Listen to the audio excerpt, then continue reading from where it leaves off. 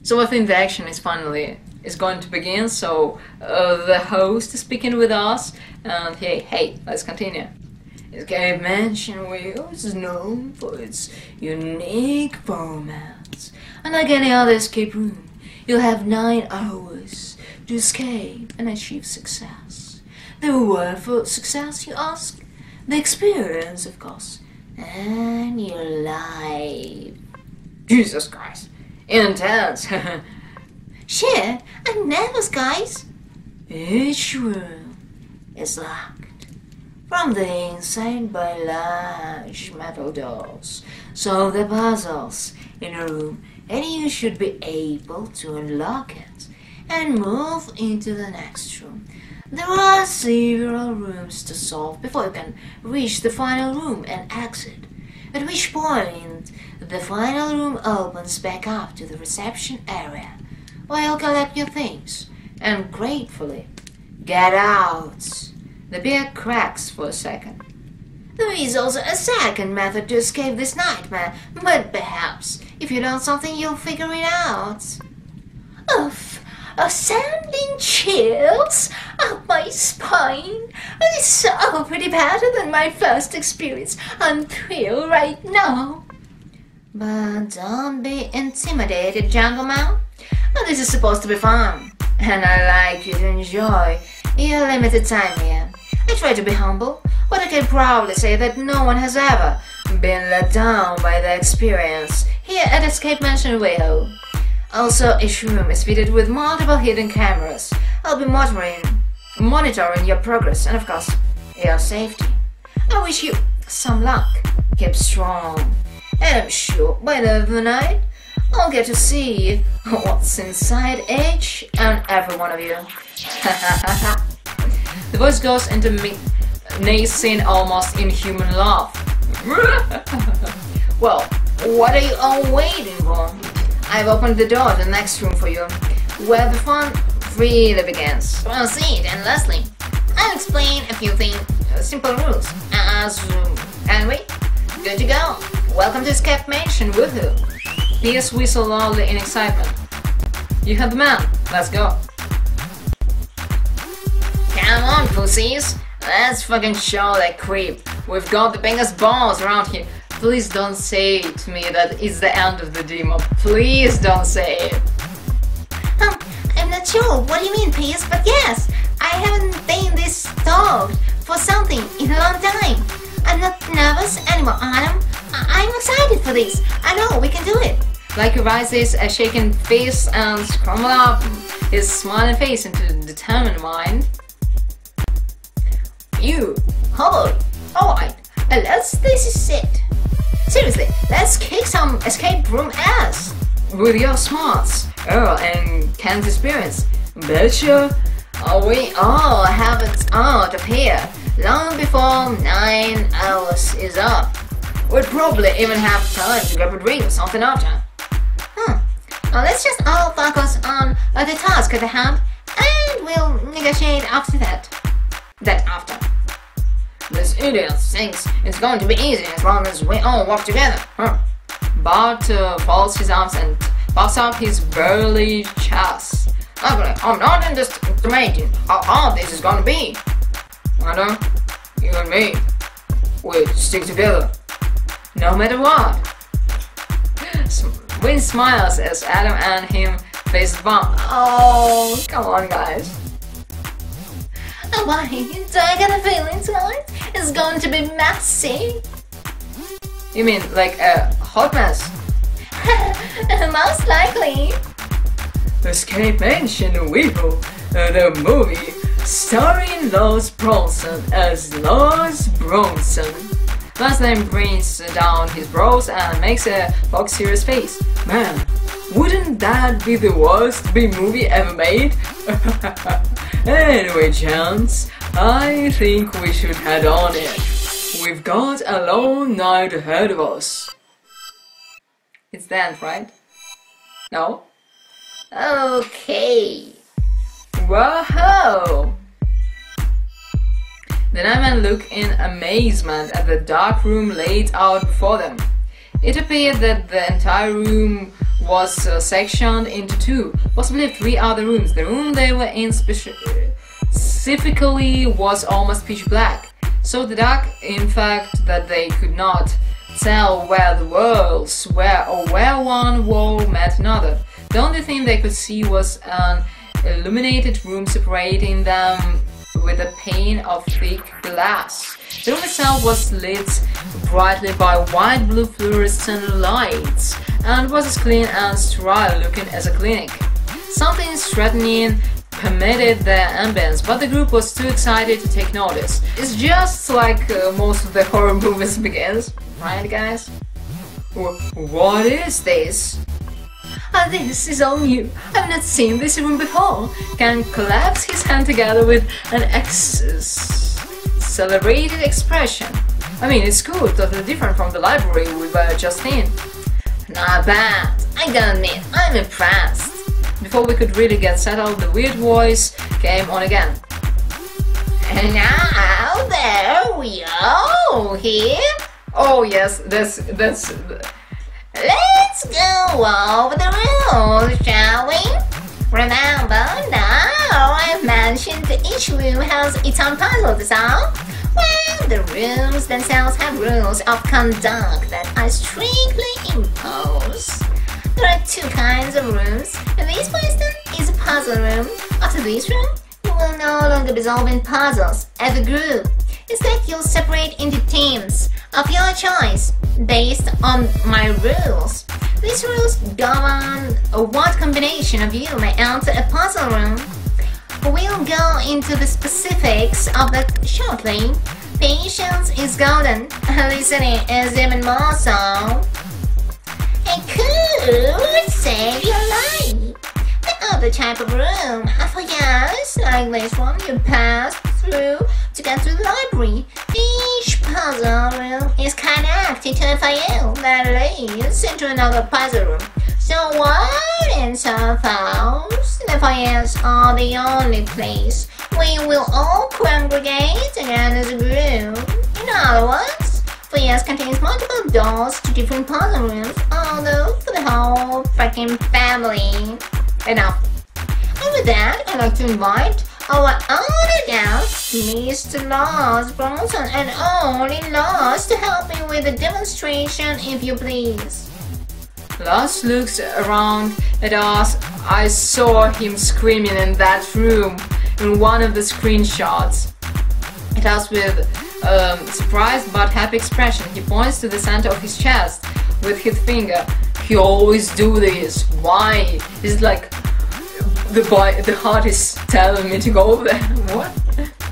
Me? I'm honored. Alright, what do you need me to do? The loud sound of a door opening up makes us look to the right of the glass panel. Nasty fluorescent light pours into the room. I can't stand fluorescent light.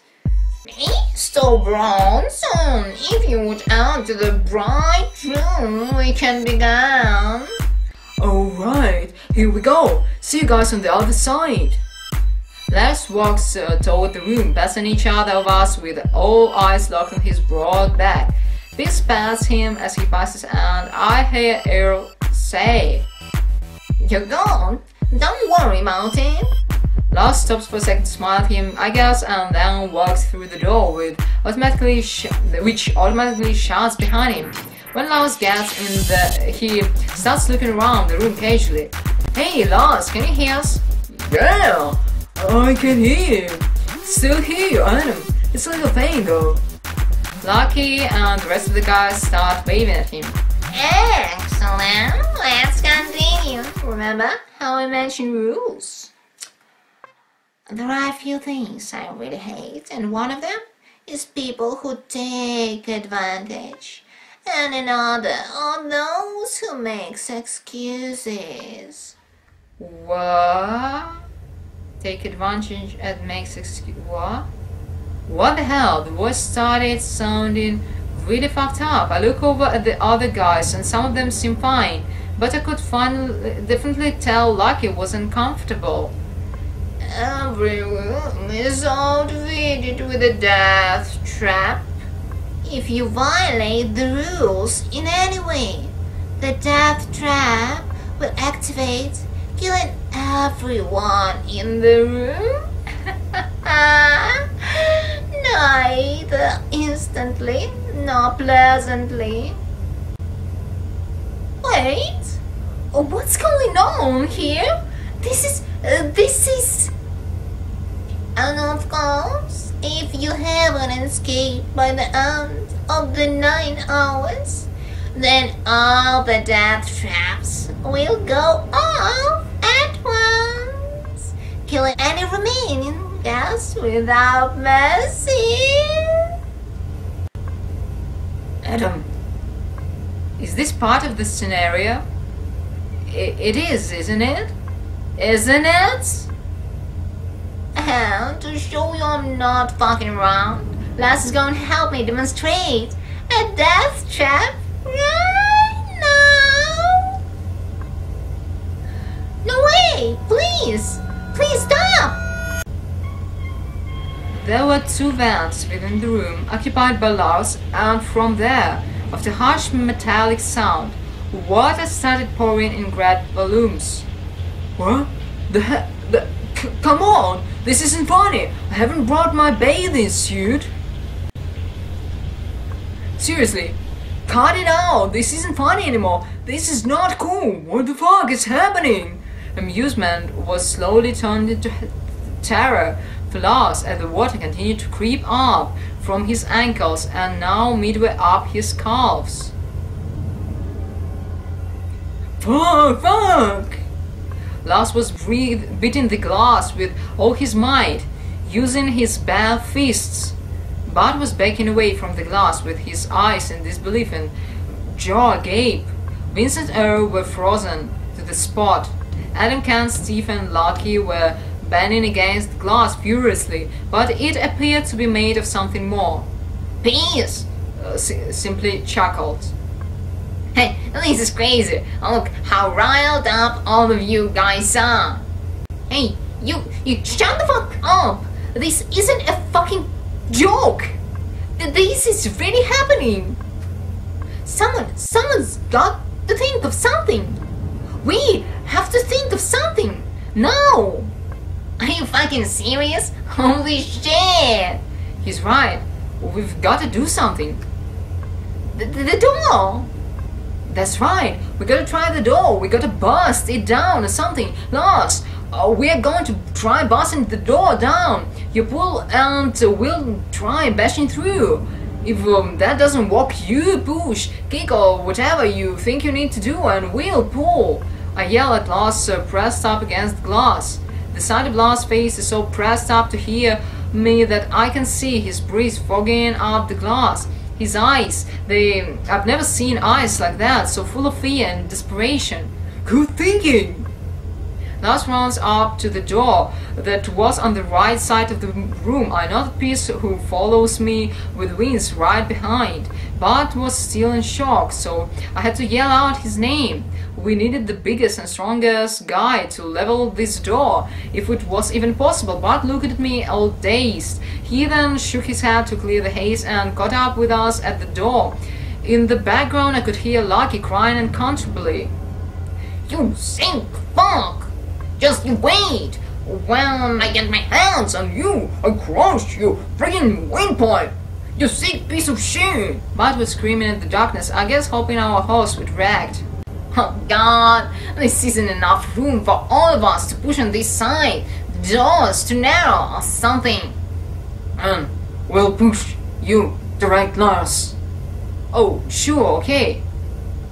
I ran back to the window and edged myself more to the left end of the glass pane. From there I could see Lars and kind of make out that Vince and others were doing. Steve could only shake his head side to side like a mental patient, like he was on his knees sobbing, while Earl and Ken tried to comfort and pull him back up to his feet. Les was pulling the door with both arms from his side, while Vince and others tried pushing, then ramming with their shoulders and finally kicking the door from our side. Shit, it won't budge! Lars, try pushing it from your end. I move away from the glass so that the other can hear me. You guys, you need to pull now, so pull! Vince, Bart and Pierce grunts echoed throughout the room, but even with all that effort, the door just wouldn't give. Exhausted, the three men regrouped with the others by the window again, each one of them covered in sweat. Lars moved his hair off his face, which had gotten very damp by this point. He spit into the raisin water out of frustration, bent over with hands on his thighs, having to catch his breath. What a waste of gorgeous man! I don't want to see this. We need to get out of here. Hey, fuck you, man! If you don't want to see this, then fucking help us figure something out. Please, don't fight. But Adam's right. There's gotta be something we haven't tried yet. I just don't understand any of this. Why?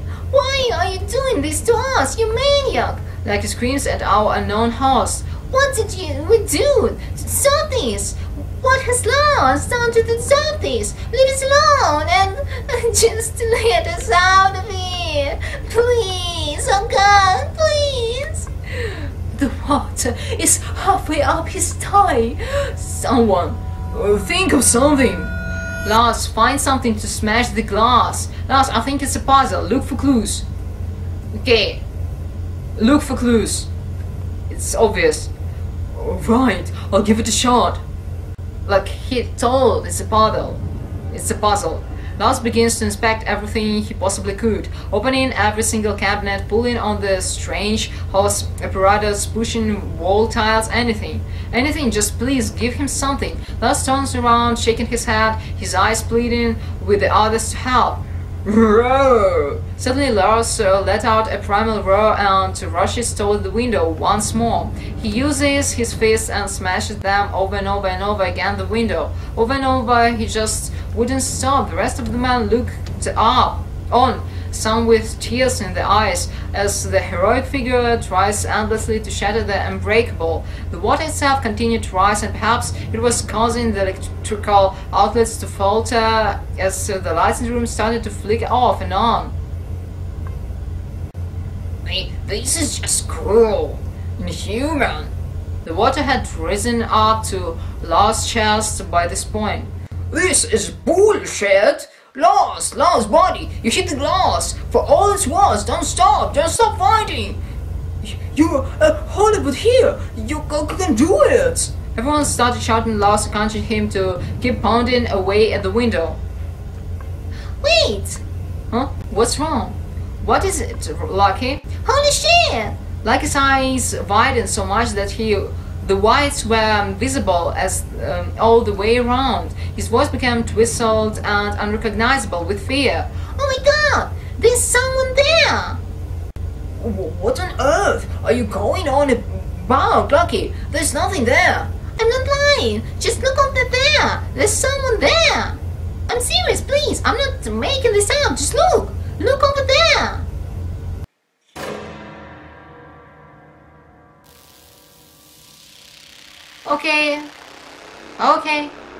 Okay. Look, there's fucking someone there, behind Lars. Okay. You know, this is freaking lovely. The pink goose and triangle foams. Don't you see him? There's someone fucking over there. Holy shit, there is someone there. What the fuck? Lars! Collectively, we lost our minds. Everyone just started screaming and pointing behind Lars. Whatever it was, it definitely wasn't there before. How the hell? When did it get there? Lars finally turns around and then he sees the figure, motionless in the dark. He became completely motionless as well. The figure was hard to make out as the light kept flickering. It was behind the other glass window on the opposite side of the room. It appeared to be in a third section of the room, inaccessible to the others. The figure was probably male, as he looked strong and was built like a man. But his face was unconcealed by what looked like a goat head, probably a mask of some sort. No, it was his real head! Pink ooze was dripping from his neck, and finally, he held firmly in his left hand a giant kitchen knife. It gleamed manically in what little light there was left. Come on, you coward! Get over here and finally look around, you freaking coward! Hell, we'll fuck you up and cut your ass out here! Lars quickly swims toward the godman, using powerful, trashly breath strokes. However, the lights seem to flicker faster and suddenly go out completely. Ah! What the fuck? The lights! Shit! Panicked yelling overtakes the room and the sound of furious banging. Lars must be bashing on the back window. Adam and the others could make out a bit of what was going on in the drawing room by their own room's reflection lights. For the most part, it was just glimpses of murky imagery and sounds of splashing. Can you guys see him in there? No, not really. I hope he's alright! It was hard to keep track of what was unfolding when all of the cues were merely auditory. Then suddenly the sound of water seemed to get muffled and stopped altogether. There was nothing left, nothing except the eeriness and uncertainty of silence. Wait, what is happening? Okay, that's just nice. That's just nice. No. The lights finally power back on to reveal the group's worst fear. In the time the lights had gone off, the water had cascaded in, engulfing the room entirely. And in the midst floated Lars' lifeless body. The once exuberant and proud man had become a silent victim, a great tragedy. Adam and the group started at his remains, as bubbles rose from below, caressing him. So good! This game is gorgeous! Oh gosh, it's so. It soon dawned on them that this was no longer a game. And although that had become pretty evident earlier, it only now started to sink in. None of them were safe. They were all his prey, his scraps of meat, ready to be consumed or discarded at his leisure. Adam, are you okay? No, of course not, whatever. How could I be? Peace, what about you, bro? How are you holding up? I still can't believe he's like that. Lars seemed like a really cool, really good guy. He didn't deserve that. And I'm not just saying that because I wanted him or whatever. What a way to go. Peace shakes his head suddenly and pulls his cap down just a little bit lower. Was he trying to cover his eyes? Like his eyes had lost their shine completely. He stared at the floor blankly, as if it were a giant hole, like an abyss. I feel bad for him. I know we should be worried about us, but my heart just goes out to him. You know, I'm sorry to say, but there are tons of gay guys who say and do awful things, who treat other gay guys like they don't matter. But not Mr. Bronson. He would never do that. I've never seen myself being friends with a guy as attractive and charismatic as him, but he'd go out of his way to make me feel acknowledged and appreciated. I could have seen us being good friends. He was genuine, humble, strong, and caring. If a guy like Miss Bronson couldn't make it, what chance do any of us have making it out of here alive? Lucky. Hey, shut the fuck up! I don't want to hear negative talk like that right now, okay? Yo, relax. Like, I know Lars seemed invincible. We all watched all movies too, where we'd fought through armies of assassins or alien invaders. And I know he's gone now, but we can't think like that, right? We can still make it. We still have a chance, even without Lars. Like he sniffles a bit. How can you know that, Adam? No, not again. I don't think I can stand. Okay, guys, this is super exciting. I'm so excited. But I think I'm gonna end this here because this is so cool. This is so cool. This is so cool. And bye, guys.